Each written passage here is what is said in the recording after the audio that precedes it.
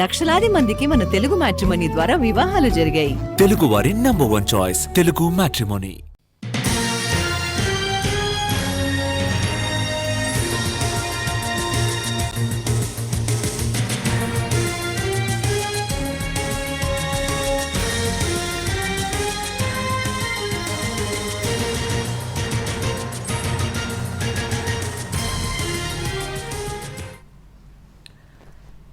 కేసీఆర్ దేవుడే కానీ ఆయన చుట్టూ దెయ్యాలున్నాయంటూ కవిత చేసిన వ్యాఖ్యలు బీఆర్ఎస్ లో దుమారం రేపాయి. కవిత కమెంట్స్ పై కేసీఆర్ సీరియస్ అయినట్లుగా తెలుస్తోంది. కవిత మీద పార్టీ క్రమశిక్షణ ఉల్లంఘన కింద చర్యలు తీసుకోవాలని నిర్ణయించినట్లుగా తెలుస్తోంది. కవితకు షోకాజ్ నోటీసులు ఇచ్చేందుకు రంగం సిద్ధమైందని సమాచారం. బీఆర్ఎస్ రజతోత్సవ సభలో కేసీఆర్ ప్రసంగంపై ఫీడ్బ్యాక్ ఇచ్చిన కవిత సూచనల పేరుతోనే ప్రశ్నల వర్షాన్ని కురిపించారు. ఇది పార్టీలో పెద్ద చర్చకు దారితీసింది.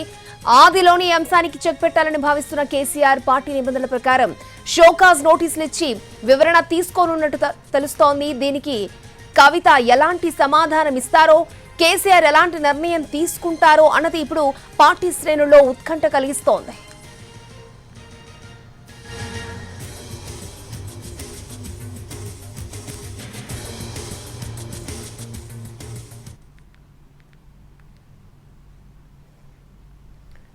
కేసీఆర్ దేవుడే కానీ ఆయన చుట్టూ దయ్యాలున్నాయి. స్వయంగా కేసీఆర్ కూతురు కవిత చేసిన ఈ కామెంట్లు ఇప్పుడు తెలంగాణ రాజకీయాల్లో సంచలనంగా మారాయి. బీఆర్ఎస్ పార్టీలో ఏం జరుగుతుంది అనే చర్చను తెరపైకి తీసుకొచ్చాయి. కుట్రలు జరుగుతున్నాయని కవిత స్వయంగా చెప్పడం చూస్తుంటే ఆ పార్టీలో అంతర్గత పోరు రచ్చకెక్కినట్టే కనిపిస్తోంది. కవిత ఎవరిని ఉద్దేశించి దెయ్యాలని అందో చెప్పాలంటూ కాంగ్రెస్, బీజేపీలు డిమాండ్ చేస్తున్నాయి. సొంత కూతురు కవితే కేసీఆర్ చుట్టూ దయ్యాలు ఉన్నాయని చెబుతోంది. కవిత రాసిన లేఖే సంచలనమైతే ఇప్పుడు ఈ వ్యాఖ్యలు ఏకంగా తెలంగాణ రాజకీయాల్లో, ముఖ్యంగా బీఆర్ఎస్ పార్టీలో తుఫానుగా మారాయి. కేసీఆర్ కుటుంబంలో, బీఆర్ఎస్ పార్టీలో అంతర్గతంగా ఏదో జరుగుతుంది అనే అనుమానాలను కవిత వ్యాఖ్యలతో బలం చేకూరింది. అమెరికా పర్యటన ముగించుకుని హైదరాబాద్ చేరుకున్న కవిత శంషాబాద్ ఎయిర్పోర్ట్లోనే లేఖ వివాదాన్ని ప్రస్తావించారు. 2 వారాల క్రితం తన తండ్రికి లేఖ ద్వారా వరంగల్ సభపై ఫీడ్బ్యాక్ ఇచ్చారని స్పష్టం చేశారు. లేఖ బయటికి వచ్చిందంటేనే పార్టీలో పరిస్థితి ఎలా ఉందో అర్థం చేసుకోవచ్చన్నారు.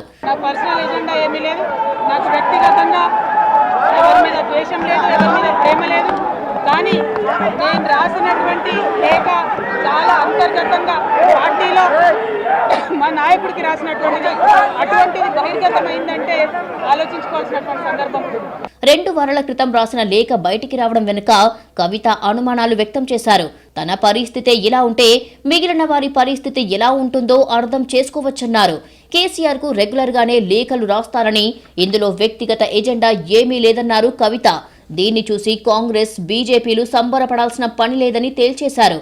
పార్టీలో కోవట్టులను పక్కకు తప్పిస్తే మళ్లీ బాగుపడుతుందని, చిన్న చిన్న లోపాలను సవరించుకోవాల్సిన అవసరం ఉందన్నారు. పార్టీలో ఉన్నటువంటి చిన్న చిన్న లోపాలను డిస్కస్ చేసుకొని సవరించుకొని కోవట్లను పక్కకు జరుపుకుంటూ ముందుకు పోతే పార్టీ 10 కాలాల పాటు చల్లగుంటదనేది.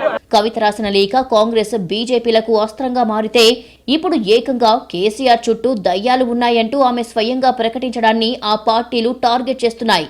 కవిత చేసిన వ్యాఖ్యలపై ప్రభుత్వ విప్ ఆది శ్రీనివాస ప్రశ్నలు సంధించారు. మీ లేఖను లీక్ చేసింది ఎవరు? 2 కేసీఆర్ దేవుడైతే దయ్యం ఎవరు? 3 కేసీఆర్ పక్కన కోవట్లు ఎవరు? 4 బీఆర్ఎస్ లో మీపై కుట్ర చేస్తున్నది ఎవరు? బీఆర్ఎస్ లో కవిత పరిస్థితే ఇలా ఉంటే కార్యకర్తల పరిస్థితి ఏంటో అర్థం చేసుకోవచ్చని అద్దంకి దయాకర్ అన్నారు. టీఆర్ఎస్ లో కుటుంబ కలహాలు తారాస్థాయికి చేరినవంటానికి ఇంతకంటే ఎక్కువ ఉదాహరణ అక్కర్లేదు. కవిత గారే రాసిన లేఖ లీక్ చేసింది ఎవరు? అది కవిత ఆఫీస్ లో ఉండే ఎవరి కోవట్లు లీక్ చేసిండ్రు, లేదంటే కేసీఆర్ ఆఫీస్ నుంచి అయినా రిలీజ్ కావాలి. అది ఫామ్ హౌస్ నుంచి కానీ లేకపోతే ఇతరత్ర ఎక్కడి నుంచి అయినా సరే. మరి కేసీఆర్ ఆఫీస్ నుంచి లీక్ చేసింది ఎవరు? కేటీఆర్ వైపు కేసీఆర్ మొగ్గు చూపుతున్నందుకు కేటీఆర్ మనసులే ఆ విధంగా చేసిండ్రా, లేదంటే కేసీఆర్ ఆఫీస్లో ఉన్న వాళ్ళతో చేయించిండా, లేదంటే కవిత ఆఫీస్లో ఉండే కేటీఆర్కి సంబంధించిన వాళ్ళు లీక్ చేసిందా అనేది వాళ్లే చెప్పాల్సిన అవసరం ఉంది. కాబట్టి వాళ్ళ మధ్యన ఉన్న ఏవైతే అనైక్యత ఉందో, వాళ్ళు సరిచూసుకోలేక కాంగ్రెస్ మీద ఆరోపణలు చేసిన, కాంగ్రెస్ ప్రభుత్వం ఏదో చేసిందని చెప్పినది ఏదైతే ఉందో అది ఉత్తదని తేలిపోయింది. కవిత హైదరాబాద్ వచ్చిన సందర్భంగా ఎక్కడా బీఆర్ఎస్ జెండాలు కనిపించలేదు. సామాజిక తెలంగాణకు లక్ష్యంగా పనిచేస్తున్న కవితకు స్వాగతమంటూ ఆమె అనుచరులు ప్లకార్డులు ప్రదర్శించారు. సీఎం సీఎం అంటూ నినాదాలు చేశారు. మొత్తానికి కవిత చేసిన వ్యాఖ్యలు బీఆర్ఎస్ పార్టీలోని అంతర్గత విభేదాలను తెరపైకి తెచ్చాయి. ఇవి ఆ పార్టీని ఏ మలుపుకు తిప్పుతాయోననే చర్చ జరుగుతోంది.